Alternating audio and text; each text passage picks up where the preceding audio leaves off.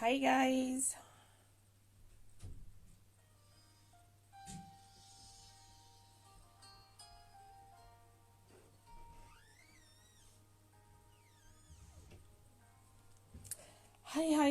Hi. So I am waiting for Prospa to come on and then we will start the interview.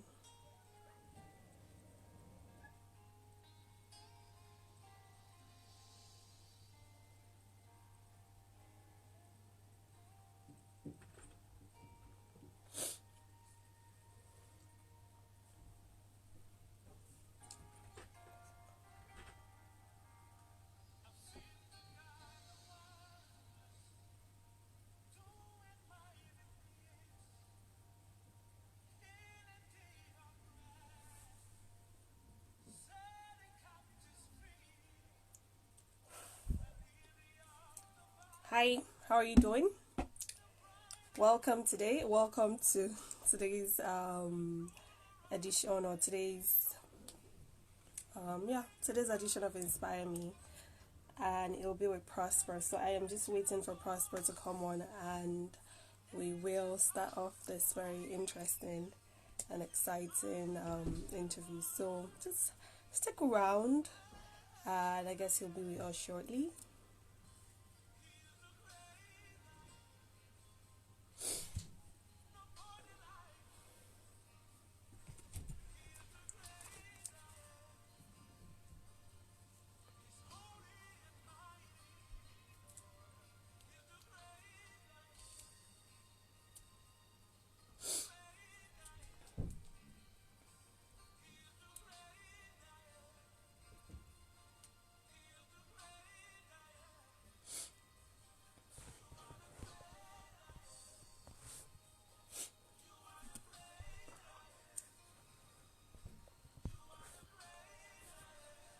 Sorry.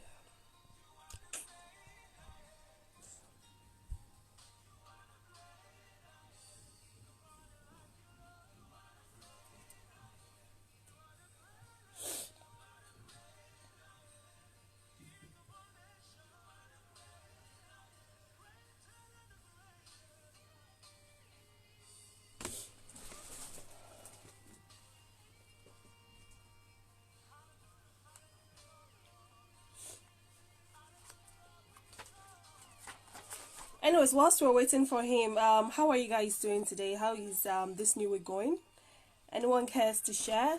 I've been indoors like almost every other person, but I've been trying to make keep myself busy and positive, and so this is part of keeping myself busy, trying to do something I love doing, interviewing people. So anyone cares to share what they have been up to today? I'd love to hear from you.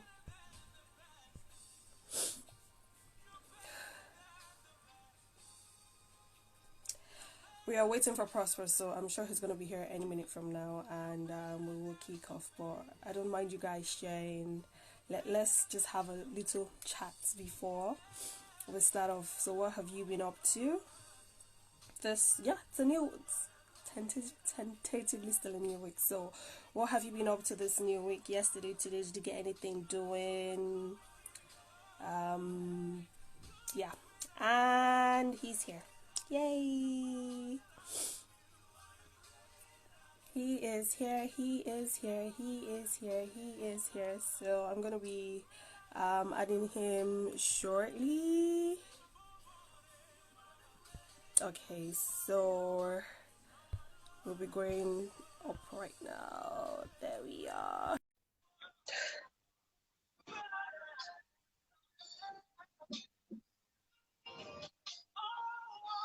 Okay, so some people have been up to work. Well, you've been up to work. That's nice. It's good to know that some people are still working um, in this season. So I guess that's going on well for you.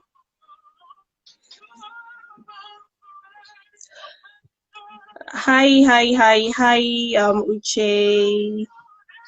Hi, Bassett. I can see you. Hello. Good to see you. Same here. How are you today? Very good. Very good. I am so Ooh. excited Thank you so much for making it a date, if I'm allowed to put it that way. It is a pleasure to be here. It's a pleasure to really connect with you here. Okay, so just before we start, how have you been? How's the new week coming up? Oh, very good. So we're hearing the news of the whole um going back to work thing and all that. Go back to work thing, and I just hope that um, we don't have more Cases. deaths. Yeah, and more cases. Yeah, we're just hoping that everything works out and everything comes to normal. I don't know about the new normal that everybody's talking about. I just want the old normal. you I don't know, know, to be honest, I don't know if you're going to achieve the old normal just like that. Like, maybe not people. just like that, but it took a while. But I don't want no new normal. Okay, that's fine. So hopefully everything will balance sometime Oh yeah, soon. oh yeah, Uh, so how have you been keeping busy? yeah. I've been doing a whole lot. I've been playing. I've been working. I've been studying. I've been, doing a whole lot. A whole lot. A whole lot. That's good. That's good. Okay, so let's dive in straight up. So I'm sure you read my little write up on my phone. So my very first interaction or knowledge of you was when Unachi heard your song, Great I Am, Okay, yeah. and I Oh yeah.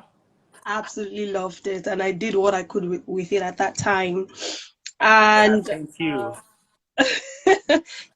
so, and I was also curious, to kind of find out more.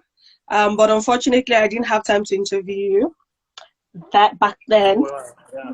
That's why I said I'm really happy that this is really, really, this is happening this time. So I really am excited. So let's start from the very, very beginning. Oops, sorry. Let's start from the very beginning. So can you tell us about Okay. um your okay? Can you tell us about your early beginnings? When you were where you were born, school, educational background, basics, early beginnings. Okay.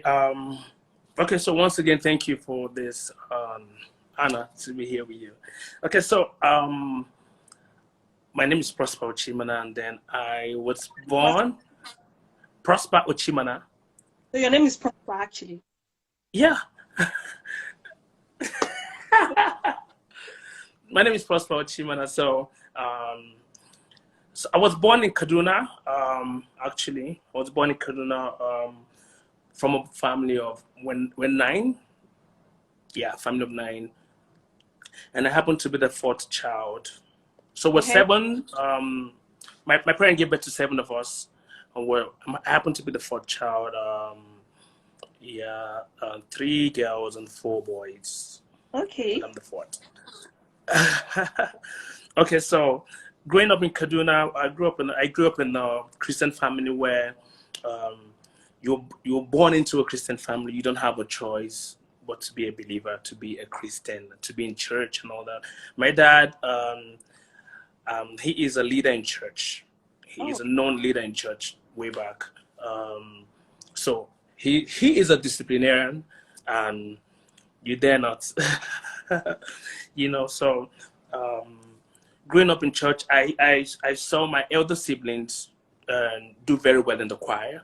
I saw my elder siblings um, really minister in choir, and then I was this young guy that realized that I have this interest in music. My elder siblings will go to school, and then they're returning to talk about a mass choir that they got themselves involved in and how well they're doing and all that. So I grew up in an environment where everybody talks about music. My dad, whenever we're driving to church, plays a whole lot of Bob Feet, Ron Kenali, Panapasipo, and then you don't have a choice, but you just want to hum to the songs you hear in the car and all that. So I just saw myself around music. Um, I was born in Kaduna, like I said, and then I attended there's a school called St. Paul's Anglican School. That was where I did my primary school. wait. What? It was Christian all the way. Mm-hmm. So St. Paul's Anglican School, um, that was where I started my primary school, and then that was in Kaduna. So from Kaduna, we left Kaduna to Abuja when I was done with my primary school, and then this school I got into in Abuja. The principal is a deeper life pastor, so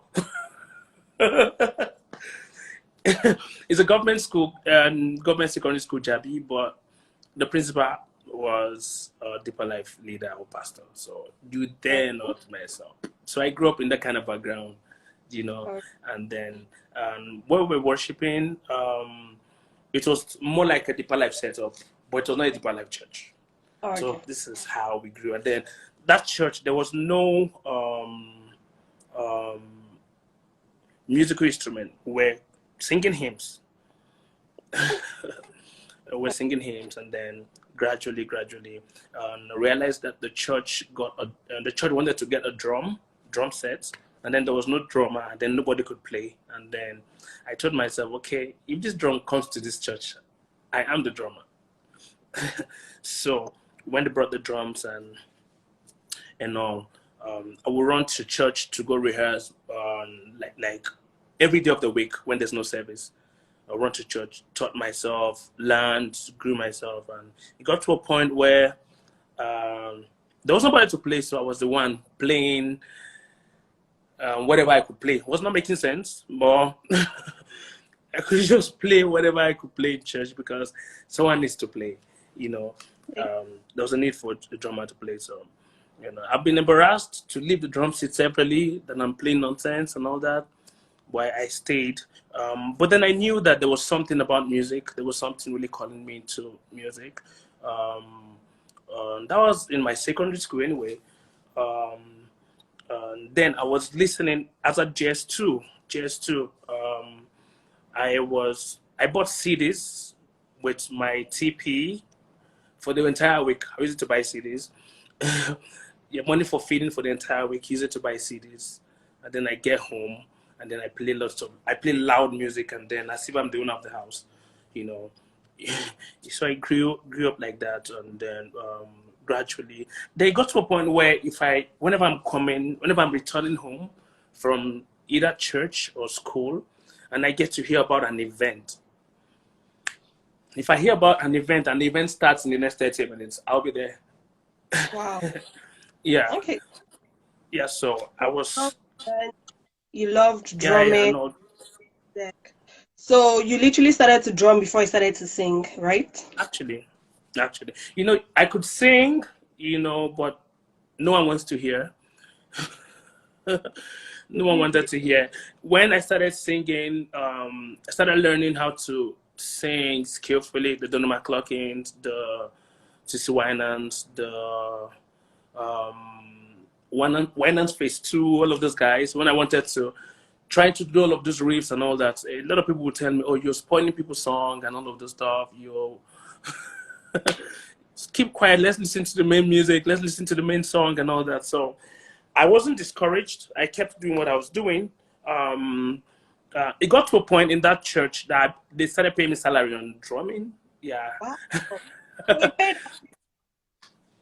Yeah, they started paying me 1,000 naira anyway. That was big money So back it then. was big actually. My TP to church was 20 naira, so 1,000 naira was That's a big. lot of. Yeah, yeah. So grew up that way. Okay, so Okay, after my so let's move okay, from. Even though I know your story is kind of also built in church. So, would you say that at that point you you knew about God and you knew about God and you were interested in following Him, or it was just because you were in a Christian family and it was just the way it was supposed to be? okay. So growing up in a Christian family, we wanted to do what we wanted to do, but you wouldn't be allowed to do that in that house. I knew I bought my first relaxer to relax my hair. What to- Oh, okay. I bought my first relaxer to relax my hair, and they seized it. I didn't see that. I don't know how they found out. You know, they took it, and then I didn't find it. But anyway, then I grew up to a point where I realized that, okay, this is the path that I want to go. Okay, Okay. no parent to tell me, my dad and mom can't decide for me anymore. This is what I want to do in my life. This is what I want to do. If I want to Wow. be anything else, I could be. No, finish up. Yeah, Sorry. yeah. If I want to be anything else, I could be. But I realized this is the path that I want to follow. This is where I have to follow. You know, so that was how I grew and all that. Yeah. So when was that defining moment? You know, that this is what I want to Yeah, I do. think for me, you know, growing up in church where, you know, way back when they preach about heaven, when they preach about, they tell you about hellfire first. So the whole fear of going to hell brings us out for altar call every service Oh, as a kid, you sure. know. But then I got to a point where I realized that, okay, this Jesus you're hearing about, you need to love him not because you're afraid of going to hell. You need to love him not because you don't want to go to hell. Love him because you love him. And then I think my salvation story actually started in ministry. When I actually started ministry early, yeah, yeah. It used to be talents. You know how to sing, and all that, and then you're singing Christian songs. And then I grew beyond that. I realized that it's not all about the talent and knowing how to sing.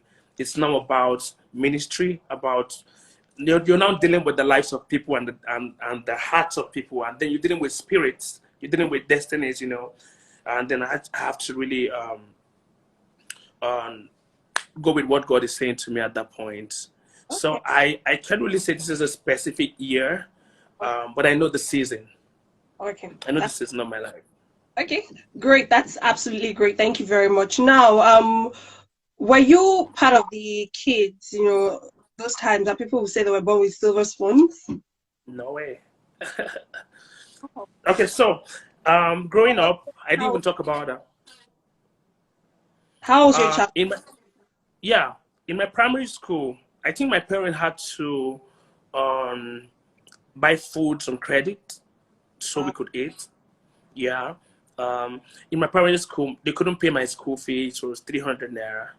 They couldn't pay my school fee. But um, at a point, we do extramural lessons after school, all of this stuff. So teachers' children do not pay lesson fees. So I had to change my surname to the name of a teacher. She's an aunt, but we're not that close. We're not that related. But we had to, myself, my younger sister, we had to bear that name for 6 years, from primary one to primary six. We had to answer that name because we couldn't pay. So teachers' children will not be sent home for school fee. Teachers' children will not pay lesson fees. So we went through that. I think it's now that I'm actually realizing that it's criminal. Really? Did you tell her name? What? You You said tell her what? before using her name. I didn't get you. You tell her before using her name. Yeah, The yeah, sure. Yeah, we're kind of related, and she approved it. She said this is the only way that we can do this because she's a teacher in the school. okay. Yeah, so we were answering that name for like 6 years. Till we all graduated, and when we wanted to write common entrance, and then you have to bring out your real name. That's So what we how had. So it was difficult. From primary school to secondary school, we were chased out of the classes. Go home, you've not paid your fees and all that. And then my dad borrowed money for a very long time, and at the end of it, I think there was a time we had TV. My dad bought color TV, way back. And then we're so excited. We're the only one that had color TV in the compound. ah, The next day, yeah, yeah. But he's been owing the landlord. So the landlord came and carried the color TV.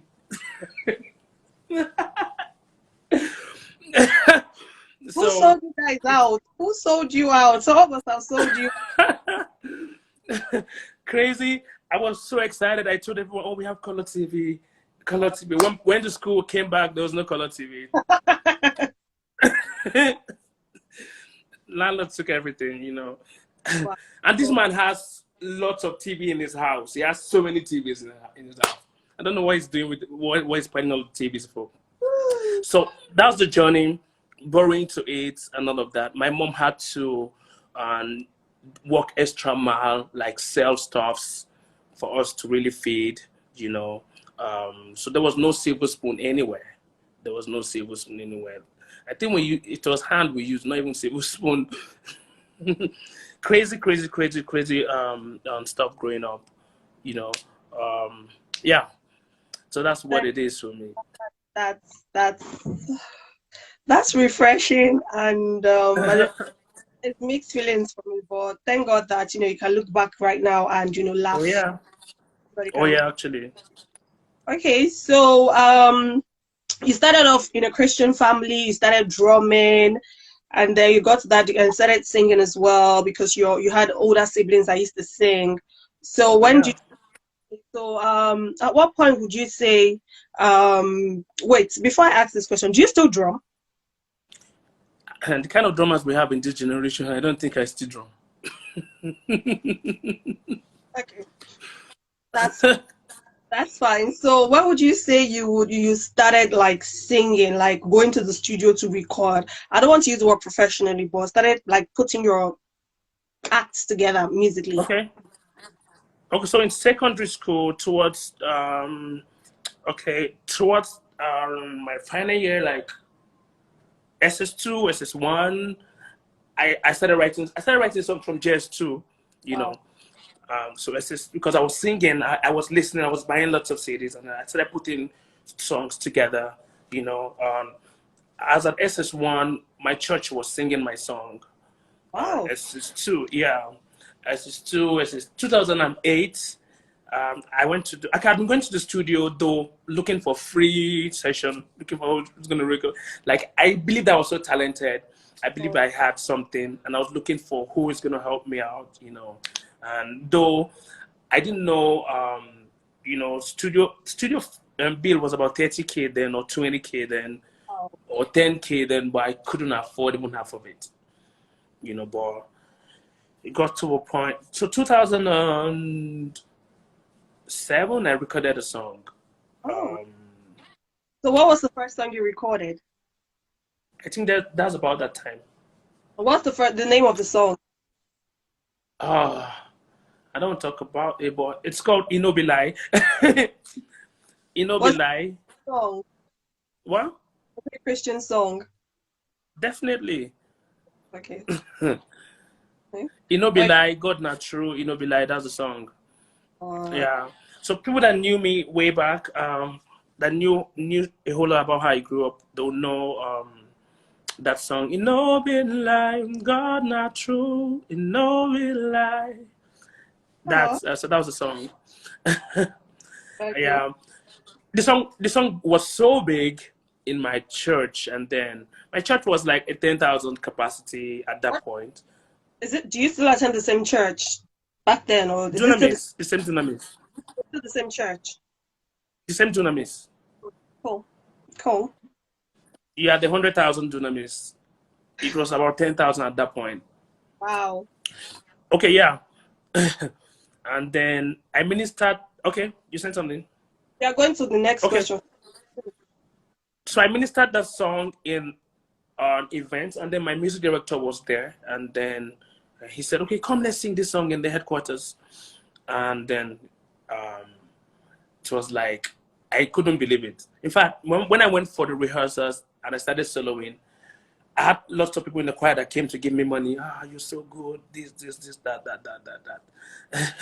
So after a while, we did the song, and then my senior pastor came up and made comments on that song, and then sang it with the church, and it was so good. Oh God, it was the Grammy experience for me. Yeah, so that Very at that period I went to record that song in the studio. So that was like my first recording. 2007, 2008. That was my first recording I had.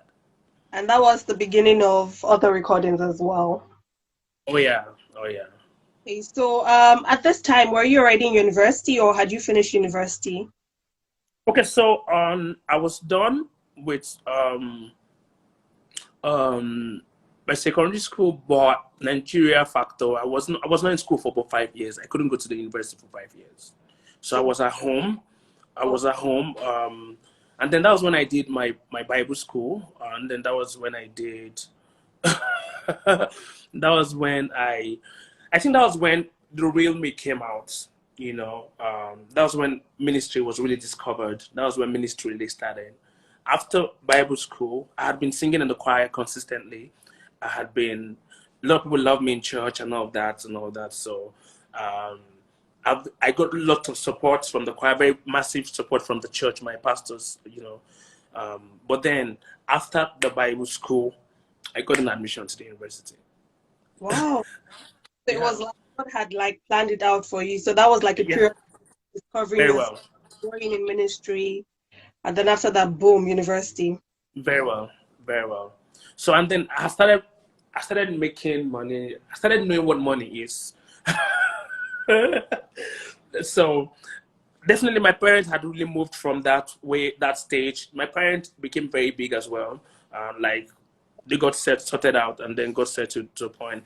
Like the Great I Am video we shot 2014. I'm supposed to come to that.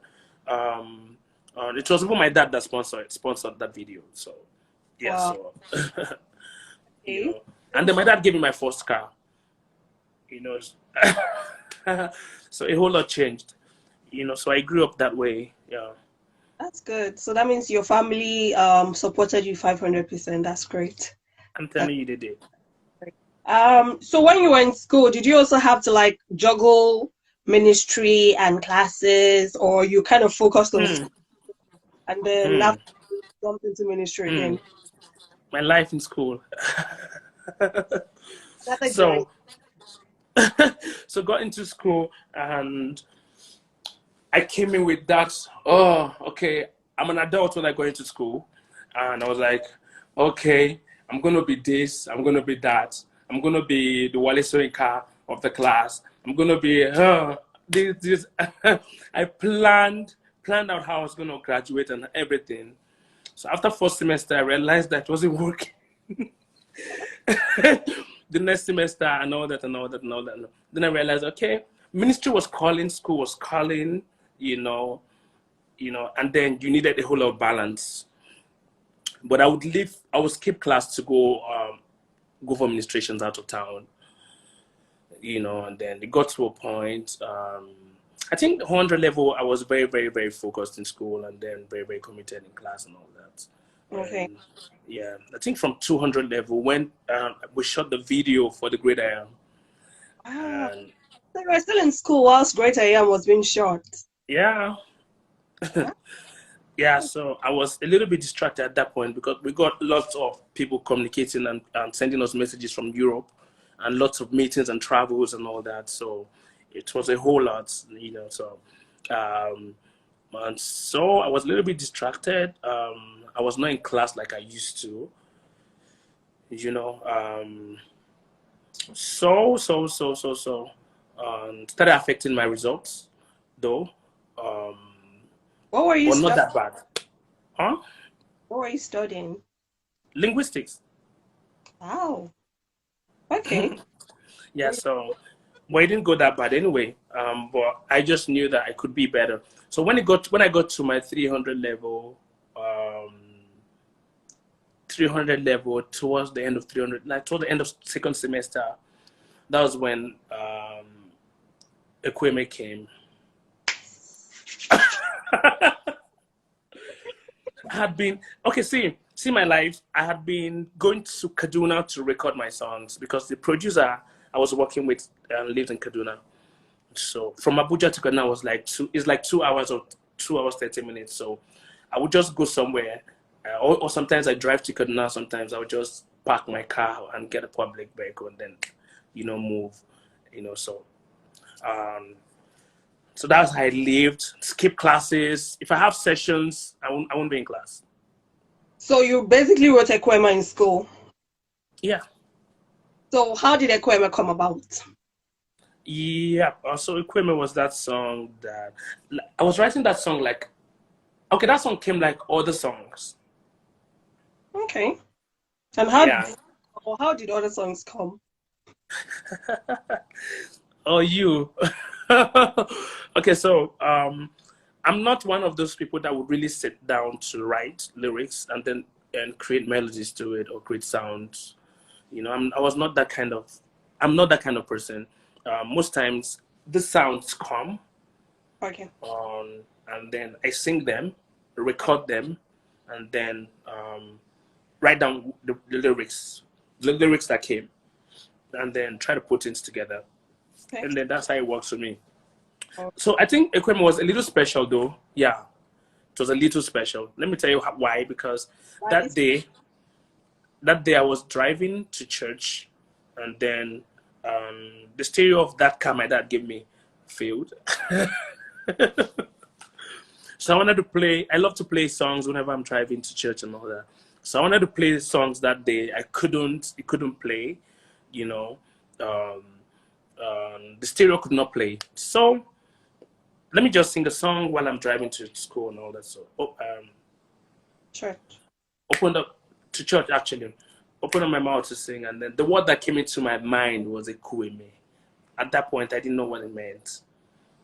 You know, so Ekwueme, and then the sound came, and then I sang it like twice. Ekwueme, Ekwueme, you are the living God. Initially, it was there is no one like you. You know, and I sang it like for like 5 minutes. It was making a whole lot of sense. And then Oh, I picked up my phone, and then I recorded, and then dropped the phone, continued driving, and then went to church. And then once in a while, like I go review what I have on my recording, So at the point I had to listen to the song. Oh, this song.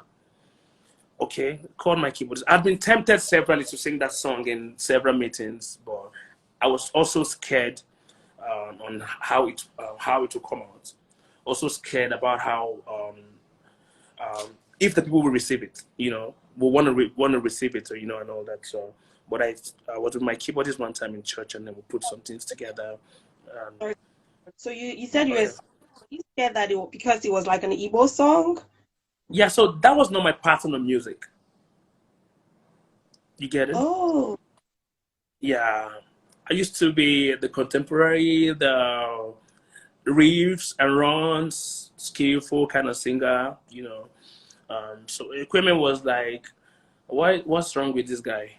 Why is Prospa singing Igbo? Why is Prospa singing Okoro music? That's how people call it.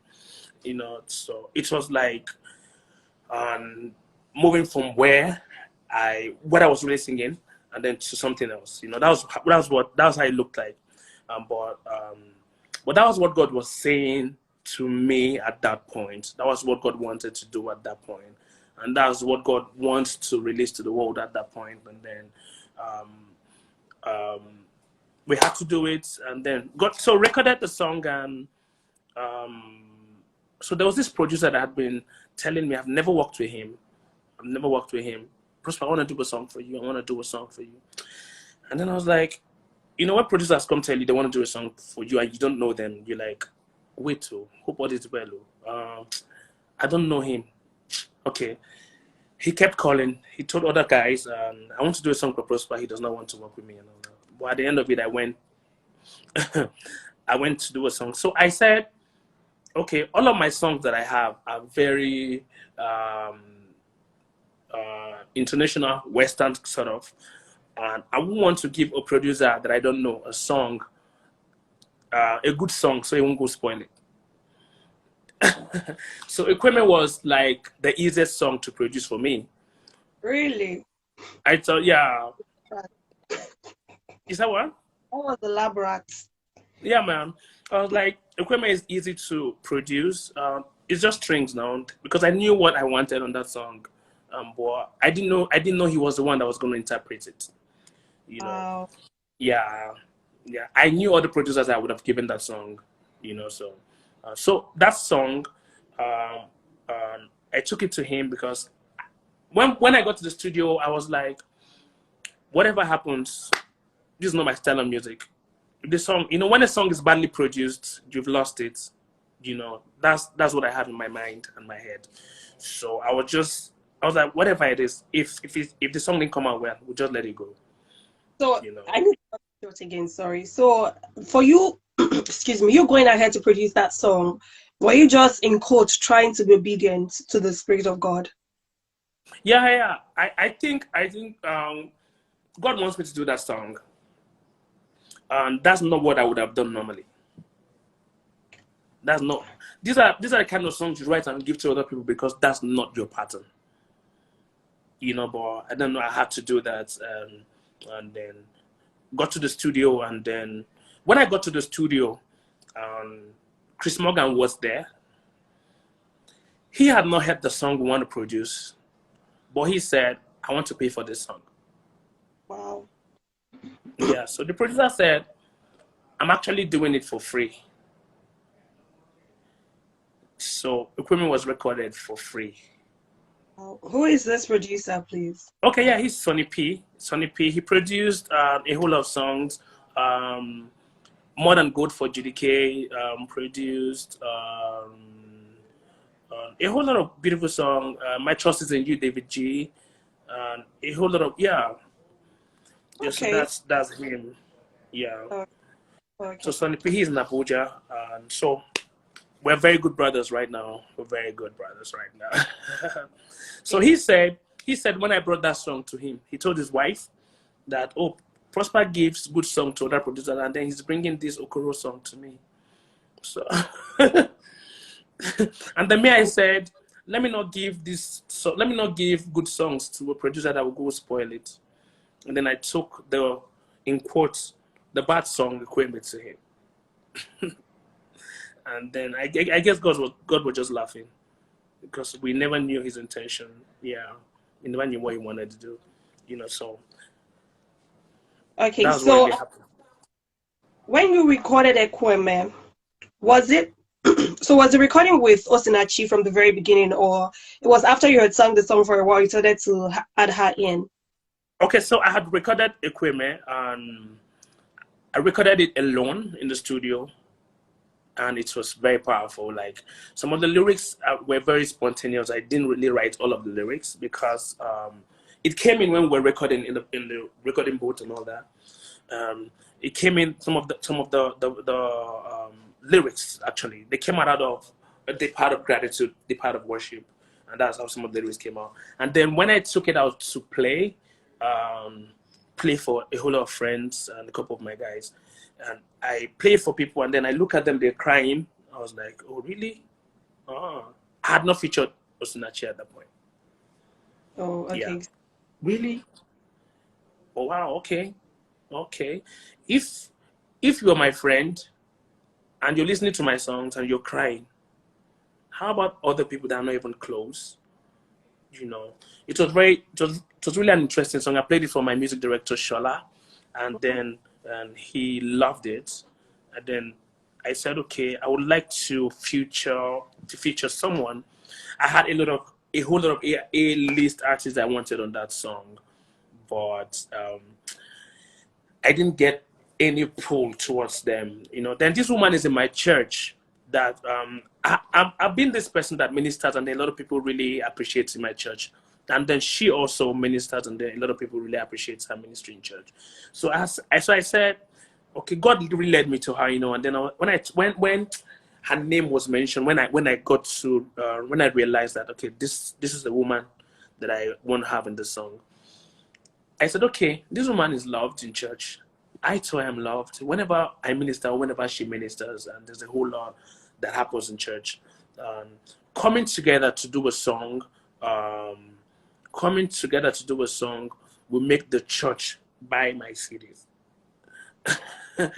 So all I was thinking, what? We're thinking business at that point. No, yeah, business, and then acceptance, the church will accept my music. The church will really get my CDs, and then, having both of us on it. So I thought of it, and then I played the song to my music director. I said, "Do I still need to put this woman on the song?" He said, "Yes, yes. Let her know. Put her in the song. It will be way better." And then I spoke to her. "I have a song that I want you to feature." "Oh, really? Okay. Where's the song?" I put on my headphone, and then I gave it to her to listen. And then right there, she was on fire. Like, she was, "When are we recording?" So I waited a while. I listened to that song from when I recorded till May. I think I recorded, was it December or January or February? I was listening to it, maybe the first quarter, I was listening to it till May before I got her into the song. Because I wanted to really be in that song. I wanted to really see for how long, it will bless me, But then she started telling me, okay, she will be traveling soon. When are we recording? She'll be traveling soon. When are we recording? But before then, she had prayed to God. She told me that she had prayed to God that, Lord, please raise somebody or bring out somebody in this choir or in this church, because we're in the same choir, that would make the whole world connect to my gifts and the grace of God in my life. Yeah, she had prayed that prayer that, Lord, just raise somebody that would make the world connect. But God, she never saw her coming out with anything, Yeah, she never saw herself coming out with anything, because she had recorded songs way back in her band, and then maybe then so a lot of people don't really know her right now. So she was looking for someone that is known to an extent, that one. And then, but I don't know, I never knew about this whole stuff, and then there was a whole lot of push towards her, the whole of push towards getting her involved in that song. So called her, and then it was one Friday morning in May. It was a Friday morning in May that she came to feature on that song. I had finished singing that song already, like I told you. I had finished singing that song, and it was powerful. And then she came in and recorded. And then when she did her first take, I was like, "This is not it." Yeah. Then she did her second take, and then I was like, "Yeah, just keep singing, don't stop." Like we had passed where we wanted her to sing. Oh. What, past the space. But I said, "Don't stop singing, keep singing. Just keep singing the song. Just don't stop." She kept singing, kept singing. In fact, we had to cut. If we had played everything she sang, the song would have been like 10 minutes off. Yeah, we had to cut, and then, merge it with, like I told you, I had recorded already. So merge it with, Your own voice. See What You've Done For Me. That was where we had to connect it. You understand? That was where we had to connect. Yeah, it was not like she finished singing and then I came up with See What You've Done For Me. I would have done everything before she came. So we had to just, put this, and then she was playing it all day when she got home. And then, so I listened to that song before we released it. Listened to that song between May and August. So I was listening to it like every day to be sure, to really get into the song. And then August convention in my church, that's the International Ministers Conference in my church. And then we came out to sing that song. When we wanted to sing, it was a regular conference in church. So this conference in my church. And then that was like a special number. Yeah, so the video we see online, is that actually the recording from the conference? That was the service. Yeah, that was the service. That was the conference. Then when we wanted to sing, a whole lot of forces came, stopped. No, this no you. Why? No, you won't do this. You won't do it. A whole lot of forces. And most times for me in my journey, I've realized that whenever I see battles, I just get to realize that, okay, it means you're on the right path. Yeah. So that's how it is for me. Okay. So we kept pushing and kept pushing, and then like the the person the person ministering before me was on stage. I have not gotten to go ahead to minister. you know, I was backstage, trying to make sure we minister. At the end, we had to go up and minister. And then it was powerful in church. It was very powerful. It was beyond what we imagined. It was beyond what we imagined. You know, go back to my seats after administration. Um, it was a vigil. So the next morning, the videos were all over social media. And hey, Oh, hey, bring it down. We've not released it yet. Bring it down. I started doing that. Bring it down. We've not released it yet. Bring it down. There was someone that had it on her YouTube page in the UK. I told her, please, you need to take it down. We need to work the lyrics out. We need to make sure the video is cleaner and all of that. And then to really balance up the audio on it. And that was it. We had it released in September 10th. I think that's the date we released, from August to 10th. 17, 16, 17. 17th. Oh my God, you remember? So, yeah, I think that was when we released it. Yeah. Oh, wow. Oh, yes, that's great. Okay, and I don't need to ask what the reception was because Really been amazing. we're still receiving. Really amazing, after so many years, lots of calls, lots of testimonies, testimonies we lost count. Talking about testimonies, thank you for bringing that. Do you have any testimony that kind of stands out? Just like All of what? it. All of it. Well, with a special twist? No. Is it about people receiving Jesus? Is it about people being healed? I know a lot of people tell me or told me that this was what they were playing all through um, the times they were in labor, or when they were laboring and all that. And then that was the song that comforted them. And a lot of people, this was the song I played when my dad was sick. This was the song I played. A lot of people testified of healings. A lot of people testified of a whole lot. A lot of people, okay, someone said, I was in the hospital and that was the only song I could play, Someone said, I had cancer and that was the song I could play and all. A lot of people testimonies of healings, and then that's the power of God at work in a song, or the power of God at work in our lives and through the sound that He has released to the world. So that was just it. So there are lots of testimonies I can't count. I can't just count. Yeah. Yes. Praise God. So I know you really are you're already in another zone. Like some people are still kind of trying to absorb Ekwueme, and some people are still just discovering the song. So what would you say you're up to now? I know you've released an album, Ekwueme to the World. Yeah. What would you say? Okay, what would you say your latest projects are right now? Okay, so I'm actually on. I think it's the lockdown. We're supposed to have. We're working on a new project already.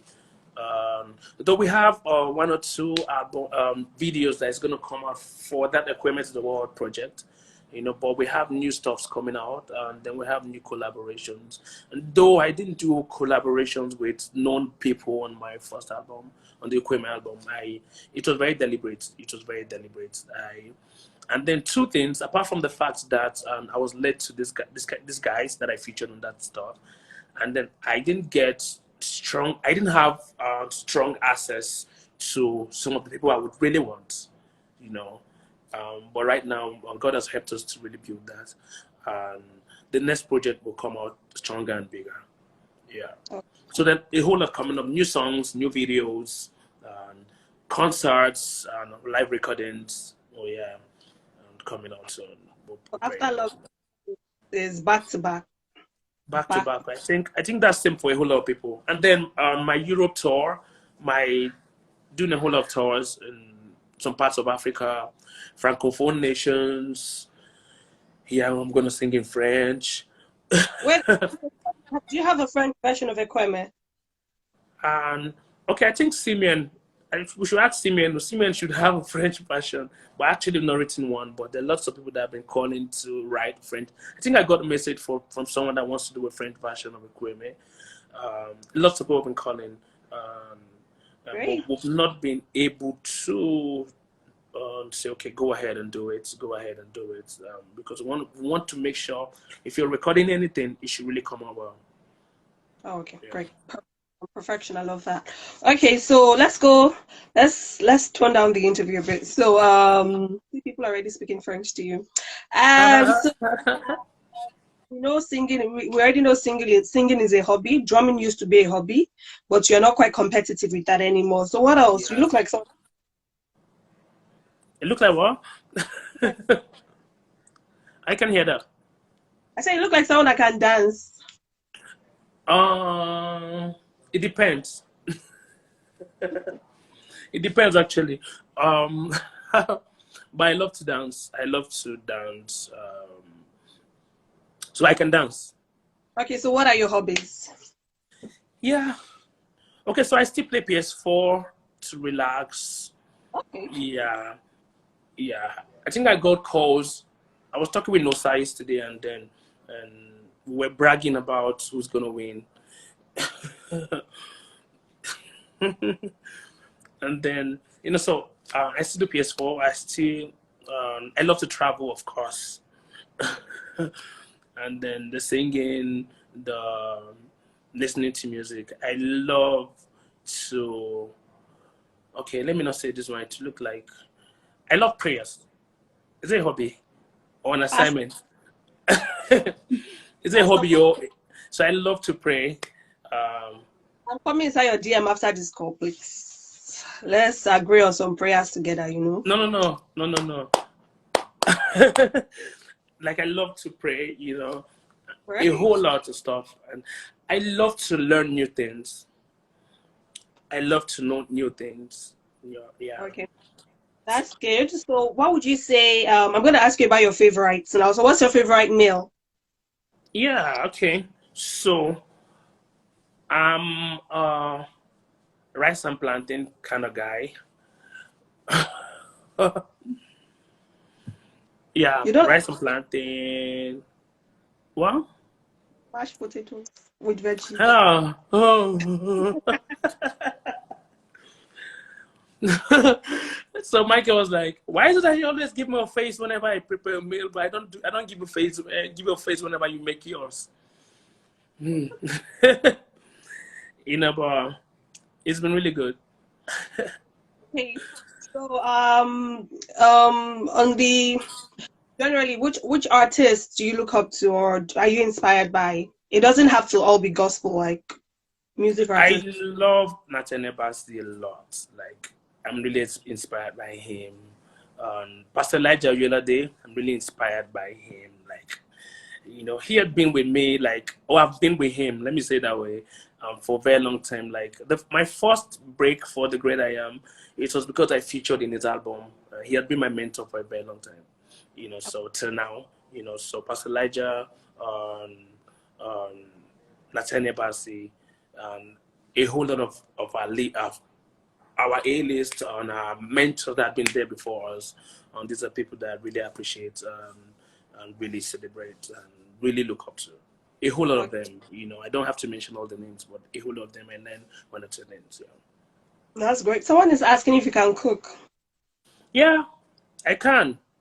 I can cook food. I can cook stories. I can cook a whole lot of things. I Okay. can cook music too. So, So, what's your favorite Bible verse? okay. If I say John 3:16, it will look like I've been too basic. Yeah.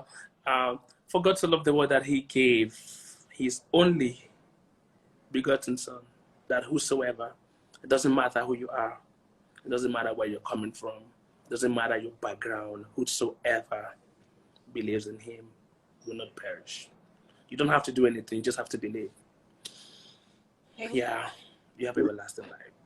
I wanted to ask something. Okay, so I know that a number of people who, a number of musicians or upcoming artists who are listening right now. So, what would you say is the place of mentorship in growing in music?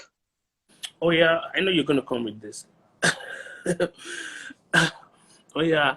Okay, so very, very important, very important. Like I said, um 2013, that was when Pastor Niger had me, or 2012, that was when he had me on his song that really exposed me, that really so the producer that song, The Great I Am, did it for free as well.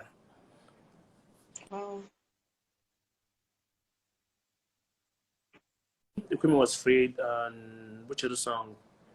Um, the great I Am was free. So the producer heard me featuring Pastor Elijah's song, and he said he wants to do a song for me. Oh, who was this guy? And then he wants to do a song. So it was because I actually was loyal to my mentor, you know, and then really followed and served, and then there's a whole lot to learn. There's a whole lot to um, really benefit from mentorship or mentoring.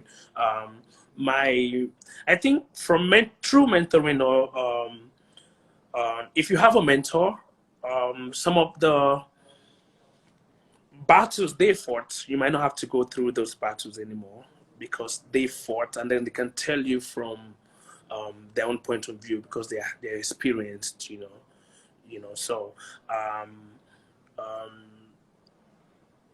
Okay. we're in a world actually where people don't believe in fatherhood or mentorship and all that, but I just want you to know that it's very important to have a mentor. They can tell you, where their present level is more like your future, like what you're looking out for, what your where you want to be. They're actually where you want to be. So it's very important to have mentors that can tell you, okay, don't do this, don't do this. Who did you call when you're having challenges spiritually? Who did you call when you were having challenges emotionally? Who do you who when you want to take strategic decisions of your destinies? Who do you call? You know, who corrects you when you mess up? Stuff like that. So it's very important to have a mentor. It will really help you to it will help you soar in a different level, on a different level.